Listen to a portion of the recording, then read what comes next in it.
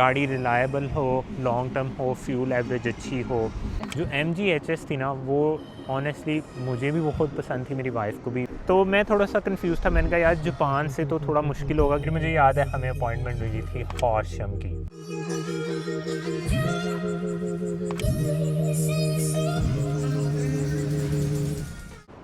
आज की वीडियो में हम बात करेंगे स्टोरी ऑफ माई कार।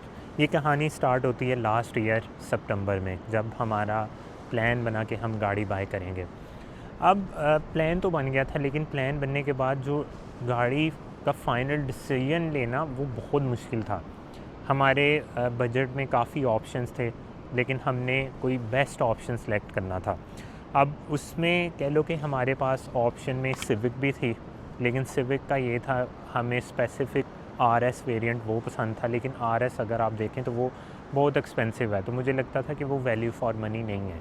उसके बाद करोला भी ऑप्शन में मैंने रखी नहीं, क्योंकि करोला बहुत ज़्यादा आउटडेटेड लगती है, कि मतलब आप अगर 2020 मॉडल या 2019 भी ले लो तो वो भी बहुत बेसिक इंटीरियर और उस तरह, तो उस वजह से करोला भी हमारे ऑप्शन से साइड पे हो गई थी। उसके बाद किया की भी एक आती है सोरांटो, तो किया की जो सोरांटो थी ना, वो भी हमने, मुझे इस वजह से वो कोई सेंस नहीं बनी, क्योंकि वो 2.0 2000 सीसी उसका इंजन था, तो मुझे लगा कि यार एक सेडान कार में आपको इतना बड़ा इंजन क्यों ही चाहिए। और उसके अलावा वो थोड़ी सी साइज़ में होंडा सिटी उसके कैटेगरी में फ़ॉल करती थी।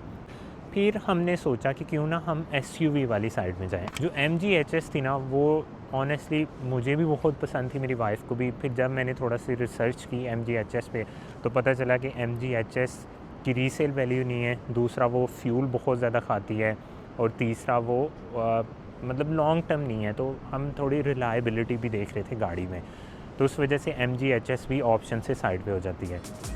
और फाइनली फिर हमारा डिसाइड हुआ कि हम बाय करेंगे टोयोटा CHR।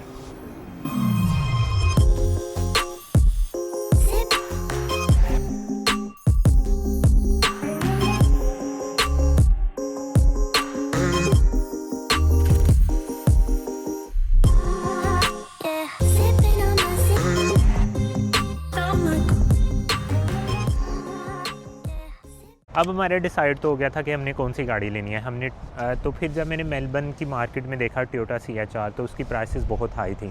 तो मेरी बात हुई मेरे दोस्त नुगमान से। नुगमान, अगर आपने मेरे ओल्ड व्लॉग्स देखे हैं तो आपको नुगमान का आइडिया होगा। तो उससे बातों में मैंने डिस्कस किया कि यार मैं गाड़ी ढूंढ रहा हूँ, तो मैं ढूंढ रहा हूँ टोयोटा CHR, लेकिन मेलबर्न में तो वो बहुत एक्सपेंसिव है, तो अगर कोई रीज़नेबल प्राइस की तुझे गाड़ी मिले तो मुझे लाजमी शेयर करें। उसने कहा कि हम क्यों ना जापान से गाड़ी सोर्स कर लेते हैं। तो मैं थोड़ा सा कंफ्यूज था, मैंने कहा यार जापान से तो थोड़ा मुश्किल होगा, क्योंकि मेरा पहले कोई एक्सपीरियंस नहीं है वैसा ना, गाड़ी इंपोर्ट करवाना या वैसे। तो वो कहता है कि नहीं, उसके सोर्सेज थे, तो उसने कहा कि मैं गाड़ी इंपोर्ट भी करवा दूंगा और मैं सारा कुछ मैनेज कर लूँगा। तो मैंने कहा चलो गुड।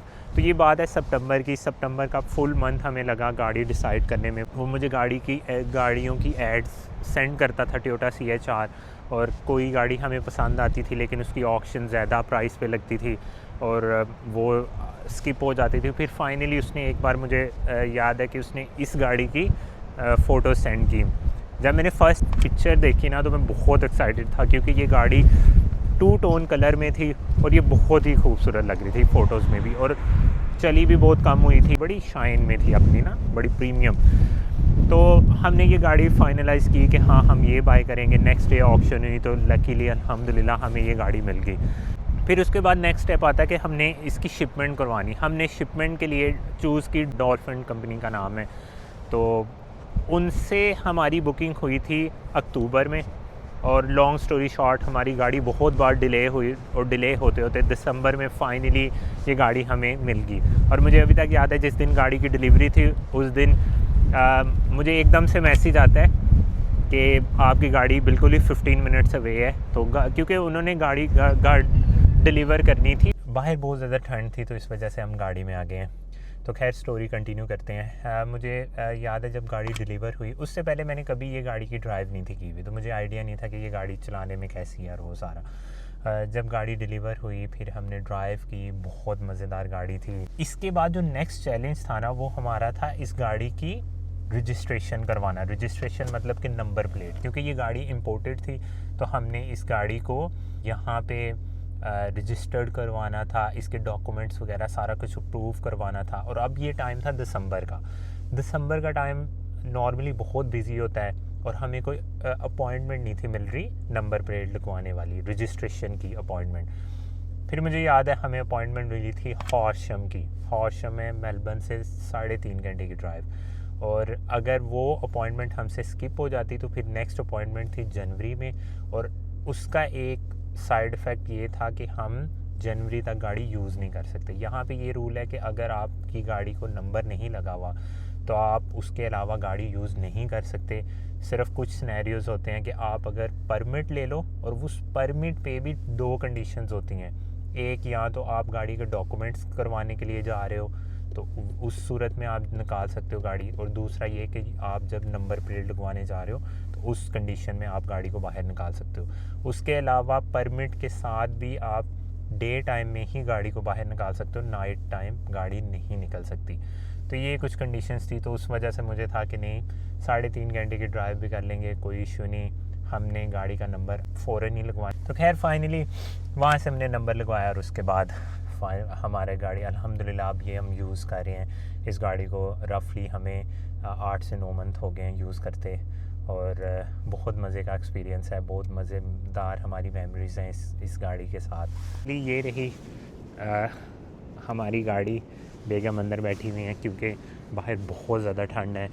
गाड़ी माशाल्लाह से बहुत ही मज़ेदार है, और आप इसकी स्पोर्टी लुक देख सकते हैं कि मतलब हमें जो चाहिए था ना कि गाड़ी में स्पोर्टी लुक्स हों, गाड़ी रिलायबल हो, लॉन्ग टर्म हो, फ्यूल एवरेज अच्छी हो, तो इसमें वो सारी खासियत पाई जाती हैं। क्योंकि जैसा इस हाइब्रिड है, फ्यूल एफिशिएंसी बहुत अच्छी है इस गाड़ी की।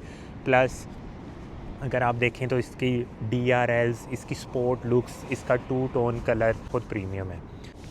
मेरी बस एक रिक्वेस्ट है आप सबसे कि काइंडली जो भी आप देखते हैं वीडियोस, तो अगर आपको ये वीडियोस अच्छी लगती हैं तो आप इसको सब्सक्राइब कर दिया करें चैनल को, बनता है ना थोड़ा।